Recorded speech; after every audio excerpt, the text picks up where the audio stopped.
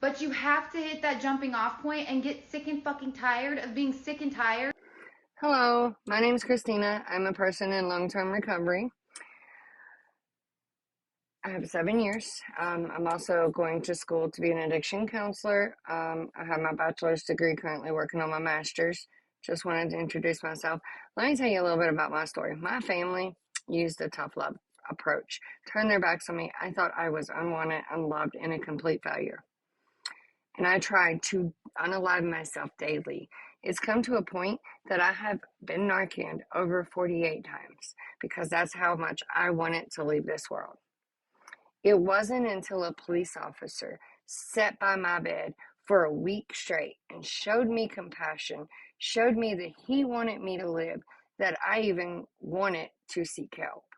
And it was because of people stigmatizing, telling me that I had to hit rock bottom.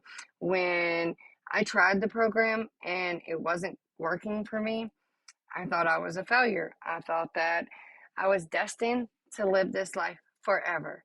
And that's where my mindset was. It wasn't until that police officer told me that I can choose to recover any way possible.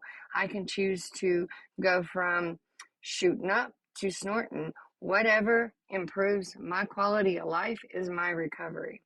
And that is for no one else to decide. But the ideal of everyone has to hit their bottom or their rock bottom is very harmful and stigmatizing for several reasons. First, it ignores the importance of early intervention, suggesting that people must reach a severe low point before they can seek treatment, which prevents timely support and can only make the consequences of addiction worse. So this mindset also promotes suffering by implying that extreme hardships is necessary part of recovery, leading individuals to feel hopeless if they haven't reached their rock bottom. It overlooks individual differences. It invalidates the experience of those who seek help before their situation with addiction becomes very dire. Additionally, it reinforces the stigma by suggesting that people with addiction needs to be completely broken before deserving assistance, fostering judgment and discrimination that hinder recovery. Believing that they're not bad enough for help, individuals delay seeking treatment, worsening their situations. This negative narrative negate the role of support systems, downplaying the importance of ongoing help from family, friends, and professionals.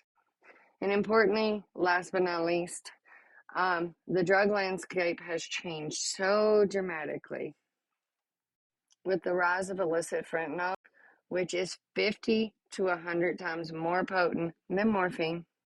Unlike in the 2000s, today's drugs are far more dangerous, with over 100 people dying daily from fentanyl overdoses and poisoning in the U.S. alone.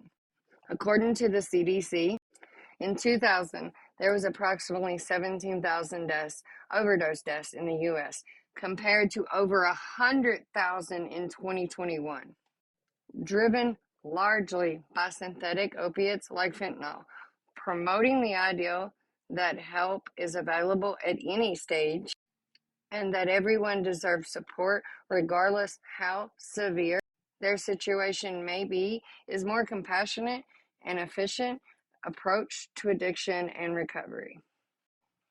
Not everyone has to hit rock bottom. Not everyone has to even hit a bottom, for that matter. I know people that suffered for a couple months or a year, and it started affecting their life negatively, so they decided to seek treatment.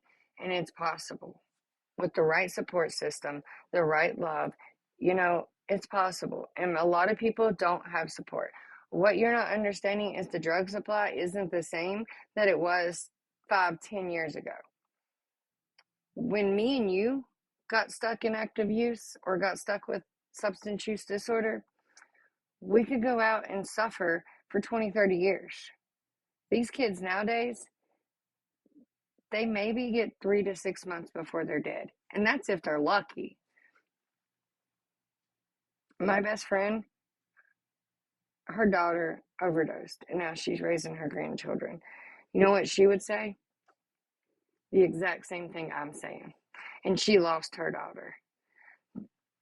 They deserve human autonomy over their own body to choose what they want to do with it. They deserve compassion and empathy. And if you give somebody something, you are supposed to give without expectations.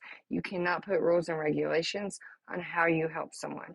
We are supposed to be there to offer them help and support the way that they need help and support, not the way we see fit that they need help and support. Just from your video alone, I can see that you don't realize how bad it is out here now.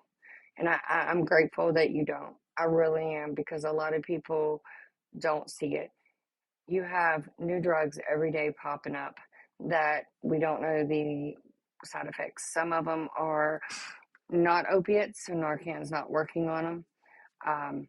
We are losing people right and left. And you know what? The people that never make it to recovery are the dead ones. So if we can keep them alive one more day by offering love, support, whatever that looks like to them at that moment, I'm going to do it. You know, harm reduction has been proven to save more lives than anything. There has been studies done on it. It is a proven statistic. Scientists has backed it up that it does save lives. It prevents diseases. It saves lives. And that's just talking about fentanyl. That's not talking about the xylazine that are causing wounds on people and causing people to lose their limbs or have big old sores with infections and stuff. We and people are getting endocarditis around their heart. Like, addiction nowadays isn't what it used to look like in the 2000s. It's not the drug game that we all knew. It's completely different. And you're lucky to make it through the day without dying. So if we can keep someone alive for one more day, why not try that?